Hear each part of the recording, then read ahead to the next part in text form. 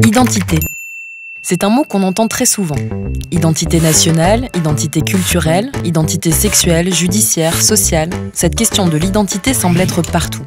Mais que cache vraiment ce mot? Du latin idem, le même, le mot a pourtant plusieurs significations.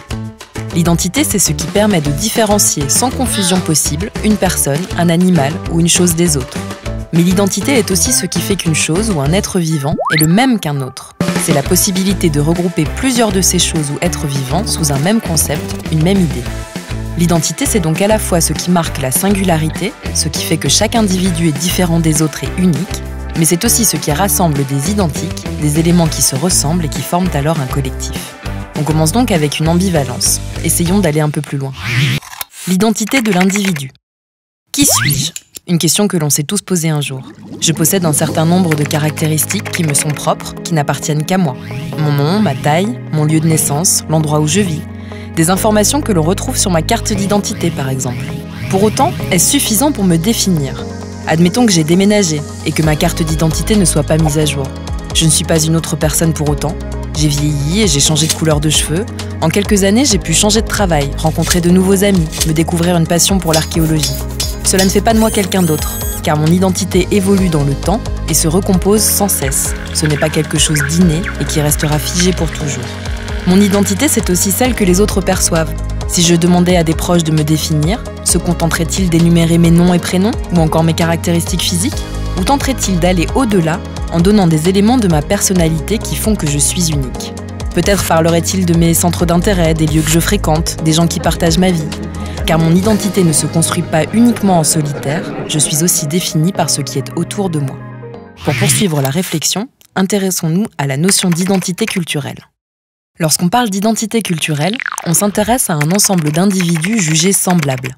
Parce qu'ils partagent des connaissances, des traditions historiques, un type d'habitat, des tendances vestimentaires, des goûts culinaires, des techniques et des productions artistiques. On peut dire qu'ils ont une culture commune, qu'ils appartiennent au même groupe et que par conséquent, ils partagent une identité commune, culturelle, qui est souvent régionale. Mais ce commun partagé qui lie des individus pourrait nous amener à penser qu'ils sont tous identiques et que l'identité collective est immuable, achevée. Ce serait sûrement un jugement un peu hâtif. Et le plus important, cette identité est toujours multiple. On empile des identités qui ne se substituent pas l'une à l'autre. Un habitant du nord de la France pourra être à la fois ch'ti et français, et désormais européen. Et pour beaucoup d'entre eux, leur origine polonaise fait aussi partie de leur identité. Ces identités s'ajoutent et s'entremêlent. Et l'archéologie dans tout ça? Les découvertes archéologiques ne fournissent que des fragments, des traces, et l'état actuel et imparfait de nos connaissances ne nous permet pas d'observer précisément les peuples celtes dans toutes leurs nuances. Comment interpréter les vestiges matériels livrés par l'archéologie? Que nous disent-ils des rapports sociaux des Celtes, de leur mode vestimentaire, de ce que les autres peuples, envahisseurs ou envahis, en percevaient à leur contact? Comment ne pas réduire ce qu'ils étaient à un portrait robot qui ne montrerait que des traits grossiers, faciles à reconnaître et permettant de nous représenter ceux que nous n'avons jamais connus? Prenons le cas des Celtes.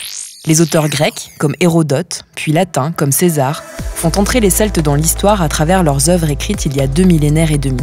Ils nous parlent des groupes d'habitants du centre et de l'ouest de l'Europe occidentale en les nommant Galli, Keltae, Galatae et Keltoi.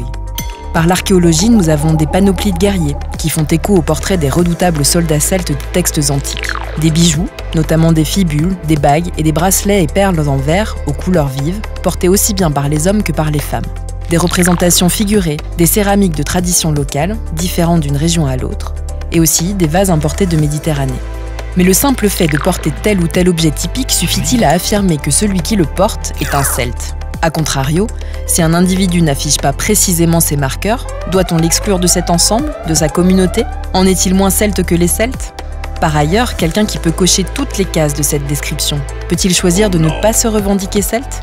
Vous l'aurez compris, mettre le concept d'identité en exposition n'est pas si évident et demande quelques précautions. Une tendance essentialiste consisterait à laisser entendre que l'identité est quelque chose de figé, qui définit une personne une fois pour toutes. Une tendance réductrice qui est la cause de bien des catastrophes dans l'humanité. Les individus, comme les groupes sociaux, construisent et reconstruisent en permanence leur identité, par leurs choix, leurs actes, les éléments d'affirmation d'eux-mêmes face aux autres, selon le contexte, les enjeux du moment. Le regard des autres renvoie lui aussi une forme d'identité qui parfois enferme. On peut avoir été ceci, devenir cela, se laisser influencer par les autres, puis prendre une voie nouvelle et hors norme. Ce sont toutes ces trajectoires qui font et recomposent l'identité, ou plutôt les identités, d'un individu ou d'un collectif. L'archéologue, qui travaille essentiellement à partir d'éléments matériels, essaye souvent de les relier aux noms qui apparaissent dans les sources écrites. L'exercice n'est pas impossible, mais il est délicat et forcément incomplet. Tout au moins, peut-il souligner des liens entre individus, entre régions, parfois insoupçonnés ou minimes, mais qu'il faut dans tous les cas interpréter avec la plus grande prudence.